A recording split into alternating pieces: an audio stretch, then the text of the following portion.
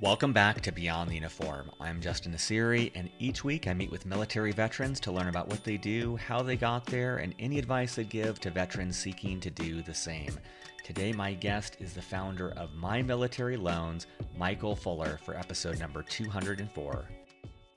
Well, Justin, I can't tell you how many horror stories I've seen of individuals that wanted to get into business, but they had nowhere else to turn. So what we're trying to do right now is let people know that there is an alternative, not only to conventional lenders, which always require collateral, that have other lending requirements than the SBA, but more importantly to what we refer to as predatory lenders. So I've seen individuals borrow money on credit cards, and a lot of people will come to them and they'll say, look, you can borrow money on these credit cards up to 18 months, maybe 24 months, interest free. By that time, your business is going to be making money and you'll be able to pay it back. Well, I'm here to tell you that I know several individuals that have 40, 50, 60, up to $80,000 worth of debt now on credit cards that weren't able to get to the point where they could pay them back, and now their interest rate in some cases is over 30%. Well, my guest today, Michael, is a great example of someone who, after 27 years of military service, goes on to a fulfilling and very different civilian career. His company, My Military Loans, has funded over 81 military veteran companies. He shares more about My Military Loans and this process, as well as his advice for aspiring veteran entrepreneurs. Many of the businesses he helps fund are franchises, so be sure to check out the show notes, which feature over 5 other episodes I've done related to franchises and entrepreneurship. So with that, let's dive in to my conversation with Mike Fuller. Well, joining me today in White Springs, Florida is Mike Fuller. Mike, welcome to Beyond the Uniform. Thank you, Justin. And a special thanks to Nick Gray from episode number 178 for making the introduction to Mike. For listeners, I want to give you a background of Mike. He is the founder and the CEO of My Military Loans. He retired as a lieutenant colonel on April 30th, 2017 from the United States Army after completing over 27 years of military service. Mike entered into the United States Army on December 5th, 1988 as a private first class, where he served over 10 years as an enlisted soldier, promoted to the rank of sergeant. And Mike was commissioned in March of 1999 as a first lieutenant and subsequently rose to the rank of lieutenant colonel. So Mike, maybe to start things off, what prompted you, what led you to start My Military Loans? Well, Justin, I wanted to do something where I could stay connected with the military. So as you indicated, I joined when I was actually 31 years old, and I turned 32 in basic training. I was looking for something different to do in life. It was the best decision I ever made. I would have kept serving, but the mandatory, what they call MRD, mandatory removal date came up, so I left at age 60. That was April 30th, 2017, as lieutenant colonel. And prior to leaving, my last job was as executive officer with 5th Medical Brigade for 3 years. I had, at that time, developed a desire to continue to help the military. My Military Financial Services was started as a way to provide funding to veterans, active duty personnel, and their spouses for startup businesses.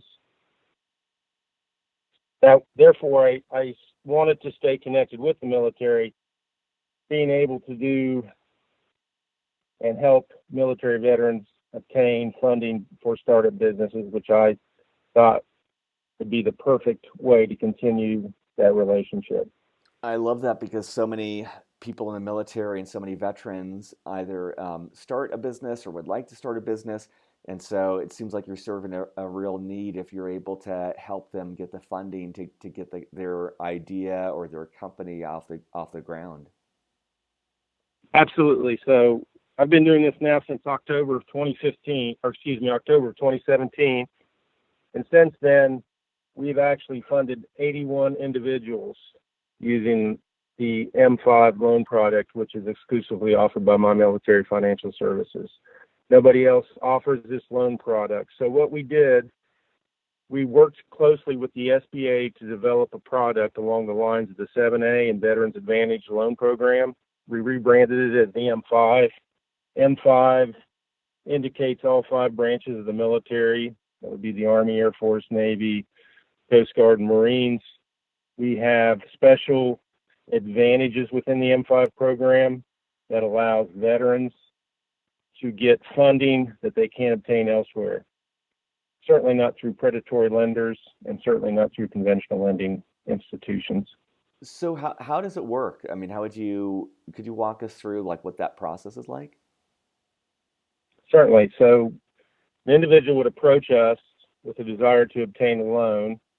We would do an introductory phone call explaining the advantages of the M5 loan program. Some of the advantages are the scoring is relaxed.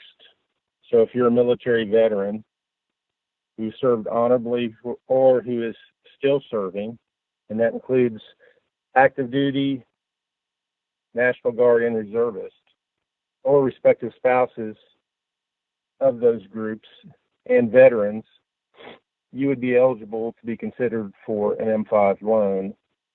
So the criteria for the loan, again, you would have to have a 685 credit score, no more than $15,000 worth of credit card debt, the ability to do an 11% cash injection prior to your loan funding, a net worth requirement equal to the loan amount, and an income that would be between $60,000 and $80,000, depending upon the loan amount that you requested. So, for example, if you wanted a $100,000 loan, we would have to see an income of approximately $60,000. If you wanted a $150,000 loan, we would see an income of $80,000. Now, the neat thing about the M5 loan, again, is normally the SBA, and this is an SBA product, Small Business Administration, 85% of the loans fully backed by the SBA. There's no other loan product that the SBA offers that has that degree of backing. So that's important. Normally the credit score, as I said earlier, is a 710. It's been relaxed to 685 to qualify for the loan. Normally there's post-liquidity closing requirements. There is no post-liquidity closing requirement for this particular loan. The cash injection requirement has been reduced by over half. And if you are still serving or if you've been separated for the last 5 years, there's no net worth requirement and no comparable credit requirement. Comparable credit meaning you have to demonstrate to the bank or to the lending institution that you made a loan of a similar size and were able to pay it back. So it has some very good advantages. Additionally, it's a non-collateralized loan. So there is no collateral required to secure the loan. It's off the records bookkeeping. The interest rate, currently the interest rate for this loan is 7.75%. It is a variable rate, and the way the SBA determines the interest rate on loans, it's the Wall Street Journal Prime, which is currently 5%, plus an SBA fee of 2.75%. So that's how we come up with 7.75. Now, the rate can go up or the rate can go down depending upon how the Fed manages the money and the interest rates and determining what the economy needs. If the economy needs to be induced into more cash flow, they'll normally lower rates. If they think the economy is too hot and they want to cool it off, they'll normally raise rates. The good thing about this loan, though, is the cheapest money you'll ever find. It's simple interest. For example, right now, if the loan were to go up to 8% and you had a $150,000 loan, your current payment would be $1,800. After the rate increase of a quarter point, your loan payment would go to $1,820. So for every quarter point rate hike on a $150,000 loan, the payment goes up about $20 a month. And just to make sure I'm understanding, so just to dig in a couple things you said. So you said, first of all, you said the SBA loan is backed by the SBA. Why is that important to have it backed by the Small Business Association? Well, the Small Business Administration is a success story in itself. It was started by General Eisenhower back in the 50s. It's one of the few government agencies that are totally self-sustaining. So it has done much to increase productivity in this country. Everyone knows that small business and entrepreneurs are the ones that really fuel the economy. I think the last statistic I saw that was that 70% of business owners are considered to be small business. So the SBA and the current administration, President Trump, have taken a very aggressive approach to get veterans into the business world. And the sole purpose of that is to make sure that veterans, number one, have every advantage they need to succeed if they choose to be entrepreneurs. And number two, the ulterior motive, of course, is that as veterans become entrepreneurs and enter the business world, they're able to contribute to the economic success of our country. So it's a win-win situation. The important thing about the SBA providing 85% of the total loan amount is they want lenders to know that this loan and the SBA and the current administration are very serious about putting their money where their mouth is. So therefore, with an 85% guarantee, if these loan products were prepackaged after a bank purchased them, they can be sold on the secondary market with no problem whatsoever. So there's a large demand for those individuals that are willing to invest into our country to purchase these loan products once they are available, and the loan is made to veterans, and those products are repackaged and sold by the bank. So therefore, gotcha. It's like it's very, an extra very incentive. advantageous. Yeah, it's an extra incentive for people to loan money through this vehicle because the SBA is backing it. Is that right? It kind of gives people an added reason to do it. Yep. There's no risk involved whatsoever with any individual loaning money to a veteran, because the SBA has said, we're going to guarantee this veteran's loan at 85% of the total loan amount, which there is no other loan out there with that high guarantee rate that the SBA currently offers.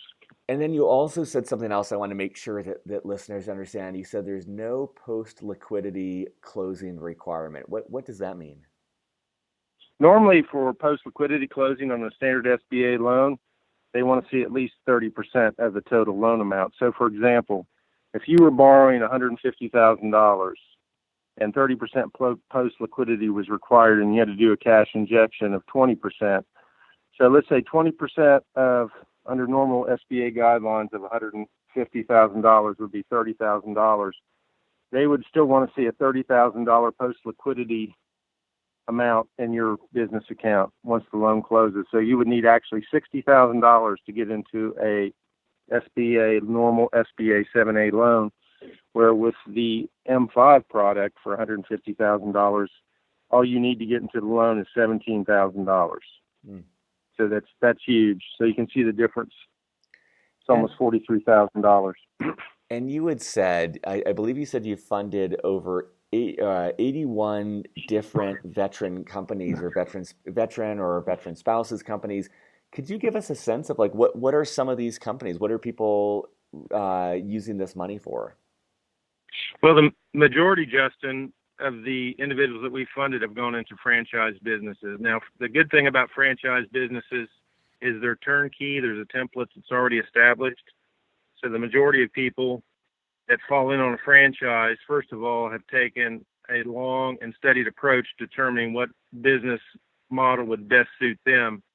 The neat thing today in the United States is there's almost 4,000 franchise opportunities available. All those certainly, of course, aren't the right ones for each individual. So what happens normally is that each veteran or active duty person that's considering getting into business will either work through somebody such as a coach or a mentor, or contact a company, a franchisor, so to speak, and ask them what is available to suit their interest, and they'll go through their interests as far as what business that might appeal to them. So the majority of the loans that we make, about 97%, are for franchises.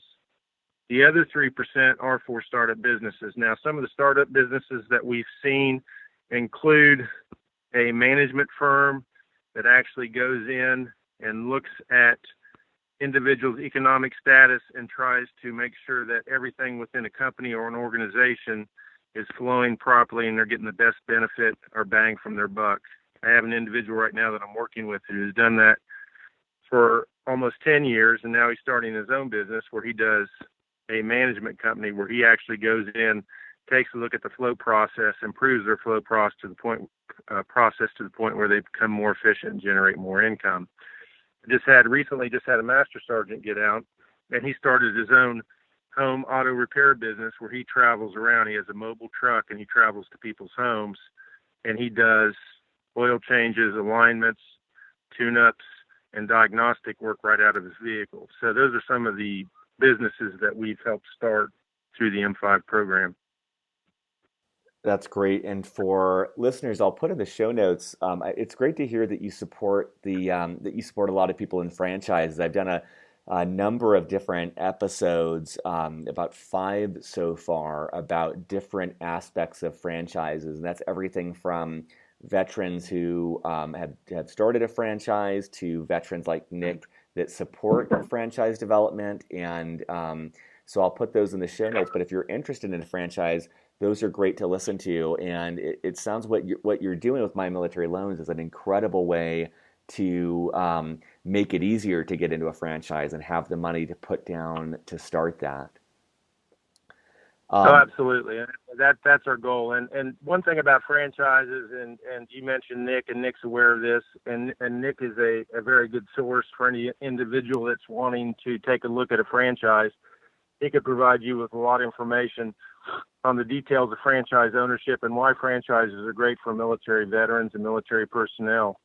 The reason they are is that studies have been done, and that most military veterans and that have decided to go into the franchise world and become business owners are a lot more successful than the standard civilian off the street because of the fact that military, they know how to take orders, they know how to follow orders, they know what to do in order to be successful. So when you're given a template and someone tells you this is what you need to do next, veterans are more than willing to follow those directions and therefore be successful. That's great. That's great. And I'm curious, also for you spent 27 years of service in the military. What was it like starting your own company after that?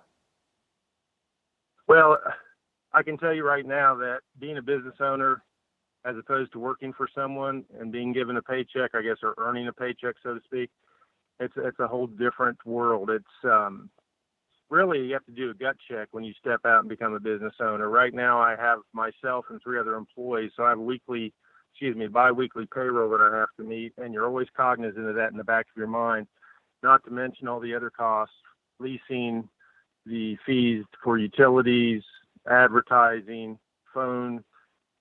So everything that you probably took for granted before you became a business owner, now you're painfully aware of. So you're striving very hard to make sure that you not only have enough money to show profit, but more importantly, you have enough money to keep the doors open.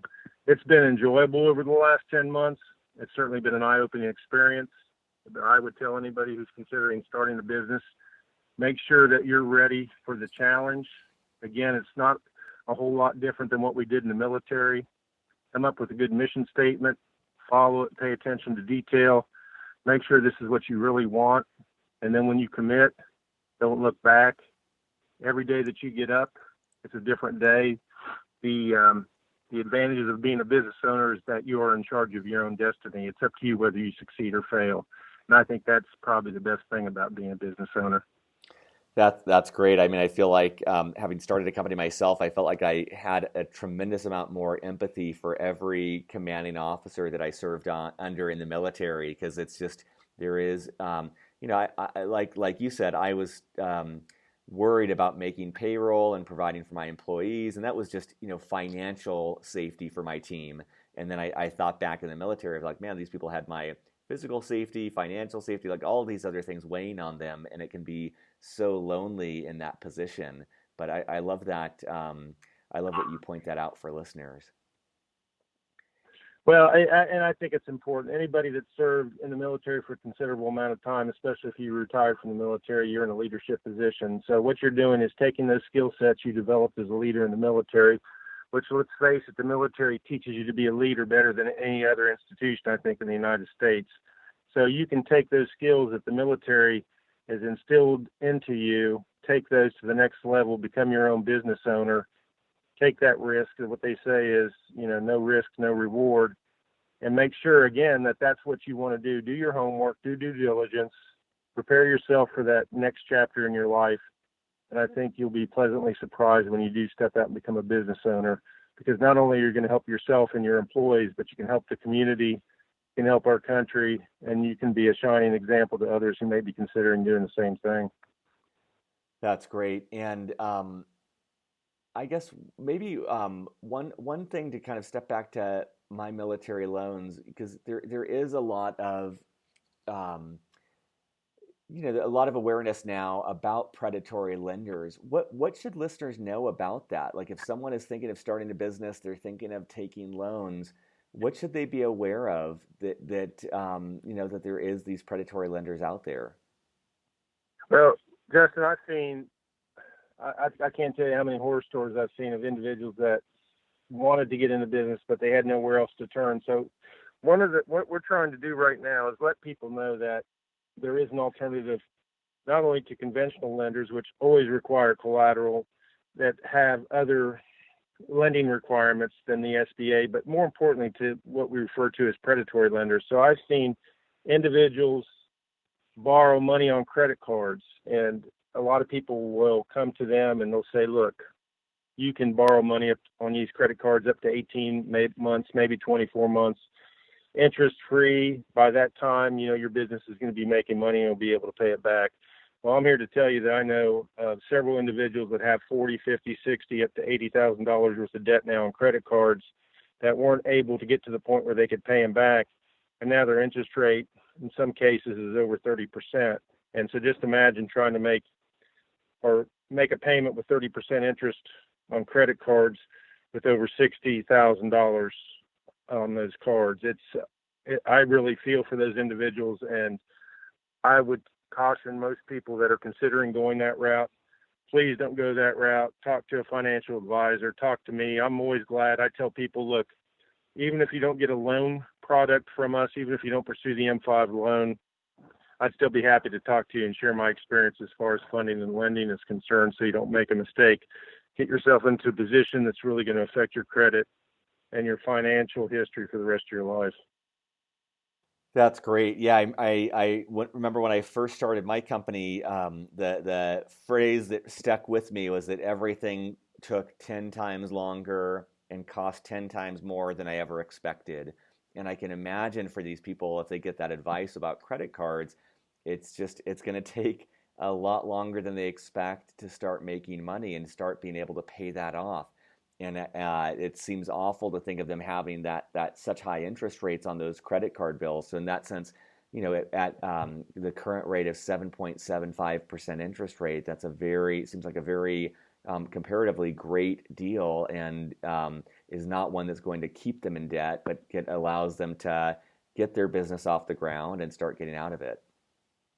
It is. It's a structured loan product. You know what your payment's going to be. The only unknown is, where is the Fed going to do next as far as interest rates are concerned. But remember, if the Fed decides to hike interest rates, all loan products are going to go up across the board. So the SBA loan, the the Wall Street Journal Prime plus the 2.75%, that's always going to be the cheapest money out there. You can't find anything any cheaper. And you're right, when you say a factor of 10, what I tell people is the first 24 months of your business, if you can get through the first 24 months and make sure you're capitalized properly. And one of the things I do, and one of the services we provide when someone decides to fund through M5, is we do projections with them. I sit down and walk individuals through the projections that would require analyzing the first 24 months of operation. And we make sure that we have the loan properly capitalized before we pull the trigger on the funding. So that's something that people can know we provide, and that the SBA wants to see. The SBA actually requires a projections document in the loan application package so they can see what the plans are for that particular company going forward over 24 months to make sure that they're properly capitalized in case there is a problem along the way, that they have enough cushion to get over that hump and start making money again. Awesome.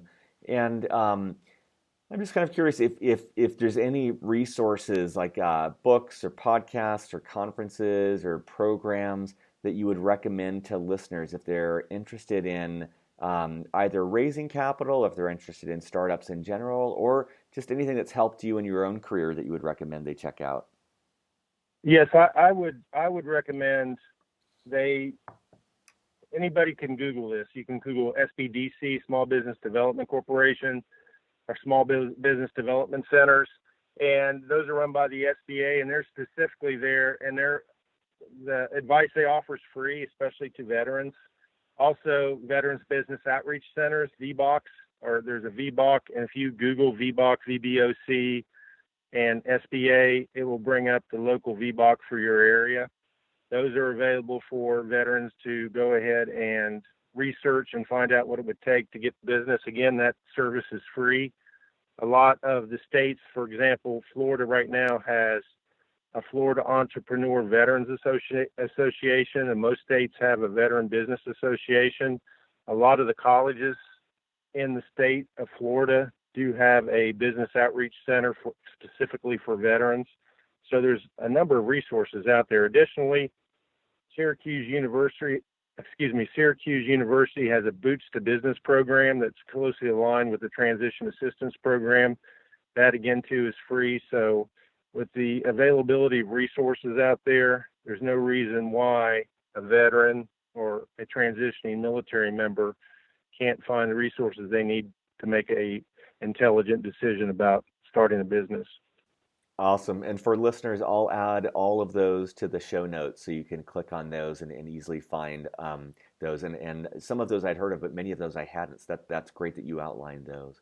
Well, the last question I always like to ask is just open-ended, and that's what have we not covered that you want to make sure that listeners know before we wrap up?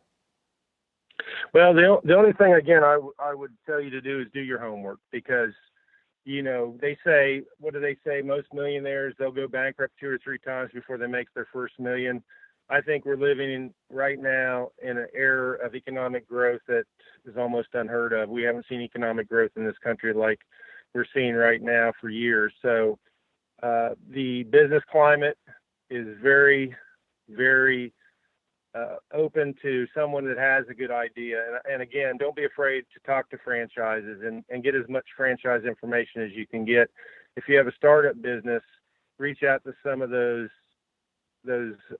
resources that I spoke about and try to get an idea on how to go forward with your own startup. But now's the time. The money's cheap. If you're going to start a business, there's not a better time. I think the business climate's going to be very good for the next few years. There will be ups and downs, but if you see through those ups and downs and you have a good business plan, you'll be very successful. So I wish everyone out there that's listening to this who decides to start a business, I wish you the utmost success. And if you need a loan, please talk to me. I'll go over the loan product with you and give you the best advice I can give you at that time. Awesome. Well, thank you so much for your time today. Thanks, Justin. Service.